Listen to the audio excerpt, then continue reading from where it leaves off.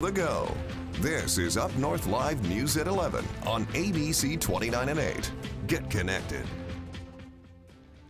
Good evening, I'm Meghan Morelli. Your top news stories are coming up, but first, we saw a little bit of sunshine over the weekend. Will we get to see some more this week? For the answer, we turn things over to ABC 29 and 8 meteorologist Colleen Melberg. Hi, Colleen.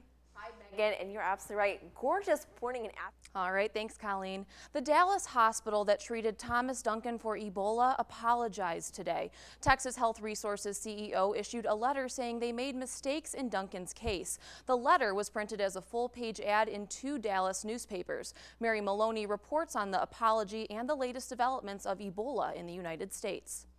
The Defense Department is preparing a 30-person military quick strike team. The team's mission will be to travel anywhere in the United States to help with future Ebola cases. Defense officials said President Obama wants a more aggressive response to the virus. Traverse City commissioners are meeting tomorrow night to discuss a possible parking audit. It's called Growth America Parking Audit. What it would do is allow an expert to come into the community to take a look at what is working and what still needs to be improved in terms of parking. The audit could concentrate on the entire community or on specific districts. And also at tomorrow's meeting, commissioners might make a decision on the fees for Hickory Hills ski area this season. They're looking at increasing seasonal rates to $10 for individuals and $25 for families. This was recommended by the Parks and Recreation Commission. State leaders are holding a heroin summit this week in East Lansing. The ultimate goal is to stem the use of heroin and other illicit drugs throughout the state. Tom Kramer spoke Friday with one northern Michigan prosecutor who is planning to attend the summit.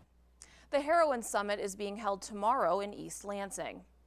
A very special tribute took place in Leelanau County tonight. Brian Nahazel, the Cedar man killed in a car crash back in August, would have been 32 years old today. In honor of his birthday, family and close friends met at the crash site in Centerville Township, lit paper lanterns, and then sent them off into the sky. Dozens of people came out to show their support. Brian's family and close friends say this tribute was a great way to honor Brian's life. We just wanted to commemorate Brian's birthday, and what better way to come out here and remember him. It definitely has been a hardship, and I don't know if I would be where I am today if it weren't for good friends and just everybody that cared so much about Brian pulling together and being there for each other and doing things like this to keep Brian's memory alive. 32 lanterns were lit to celebrate his 32nd birthday. Northwestern Michigan College focuses many of their programs around water, and today they celebrated the renovation of their harbor at the Great Lakes campus. The renovations for the Great Lakes campus harbor began in the fall of 2013 and cost $2.6 million. It included dredging the harbor to allow for bigger vessels to come in and replacing the riprap break wall. The harbor is accessible to the public, but it also accommodates training and research vessels and several Great Lakes Maritime Academy ships. NMC also began a new bachelor degree in maritime technology and an associate's degree in freshwater studies. Both will benefit from this new harbor. This is the place where our future captains and pilots come to train. These cadets learn important skills while training on vessels such as the TS State of Michigan. So this harbor opens up numerous opportunities for us. It's a great place for the community. This is an educational park. We see people here coming to enjoy the waterfront. The pier has people fish on it periodically. It's a win-win-win for everyone. The harbor was last updated in 2005 to accommodate the TS State of Michigan vessel. Their renovation of the harbor was completed in July. Hundreds of brides in northern Michigan spent the day preparing for their weddings at the 2014 Bridal Expo. About 200 brides filled the Grand Traverse Resort for the event. There were about 60 different booths featuring things like cakes, dresses, and venues, and they all helped the brides get ideas for their upcoming big days. The expo has been going on for 26 years, and organizers say it's a great and easy way to plan a wedding. Most of the brides that are here are from the northern Michigan area, but we also have a lot of downstate brides that come in here and visit that want to have their weddings up north here. So it's a good experience for them to get all the vendors under one roof where they can just come in and plan their wedding. Michigan Wedding Guide also hosts a bridal expo in the spring. This year, it will be held on April 19th at Turtle Creek Casino. The 26th annual Recovery Plus event was held yesterday in Acme. The program was for women who have had breast cancer or who are currently battling with it.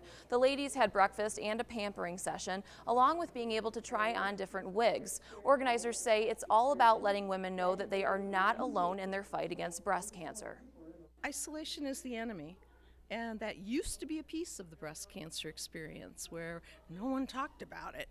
Well, we're trying to bring it totally out of the closet, and I think our culture has done a much better job of that, as you can witness with the various events in our community. Dr. Jeffries, who is a plastic surgeon, also spoke to the ladies on Saturday about reconstruction options. Also in honor of Breast Cancer Awareness Month, St. Francis hosted a tailgate before their game against Kalkaska High School on Saturday. It was the 7th annual Breast Cancer Bowl. It raises money for breast cancer research. Event organizers said it was a joy putting everything together. Made natural sense for us to do it because it's a community service project, and being able to work with our school that we're out of, as well as our local community to make things happen. It's been a joy to put it together, and it's for a big greater good that the boys get to experience being part of breast cancer, which every one of us has been touched by that in one way, shape, or another. All of the proceeds raised at the game went to Munson Medical Center's Women's Cancer Fund. Coming up, the Lions took on the Saints this afternoon at Ford Field. Did they take home the win? We'll tell you the answer coming up in sports. But first, a Northern Michigan boy is overcoming autism in a very unique way, and he needs your help. Hear how a video he's made could bring a big change to his family and his school. That's later on Up North Live News at 11.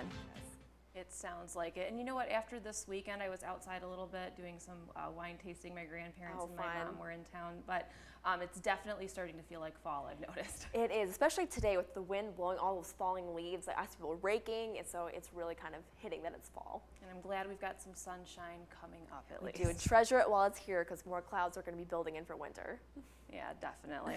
All right, well, thank you, Colleen. Still ahead, a Northern Michigan boy with autism has put together what he thinks is a winning recipe. It's a simple concept, but it could have a big reward. That heartwarming story is coming up next. A young Northern Michigan boy with autism is making strides in a very unique way. He's entered a nationwide contest with Uncle Ben's Rice. It requires kids to submit videos of themselves and their families making their favorite dishes with the rice. The winners will get $15,000 for their families and a $30,000 cafeteria makeover for their school. But he needs your help to win. I met up with 12-year-old Nathan Davis earlier this week to learn more about his big dream.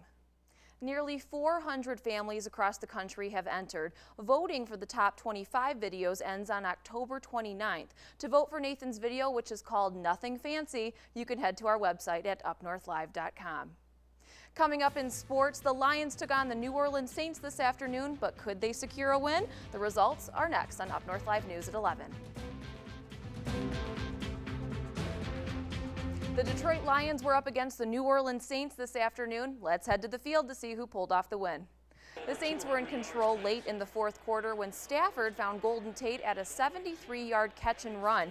That made the score 23-17. But then Drew Brees was intercepted on the third down by Glover Quinn, whose 23-yard return gave the Lions the ball at the New Orleans 14. Matthew Stafford threw 2 touchdown passes in the final 3 minutes, including the winning one, to Corey Fuller with a minute 48 remaining in the game. In the end, the Detroit Lions were able to celebrate as they rallied for a 24-23 victory over the New Orleans Saints. And in NASCAR, the Geico 500 at Talladega wrapped up today at the Talladega Super Speedway. Brad Keselowski pulled away in overtime for one of the biggest wins of his career and earned an automatic berth into the third round of NASCAR's championship race. Following behind him were Matt Kenseth, Clint Boyer, and Landon Cassill. That's a look at sports. We'll be right back. Very sunny and gorgeous, and a slight warming trend back up to almost 60 by Friday.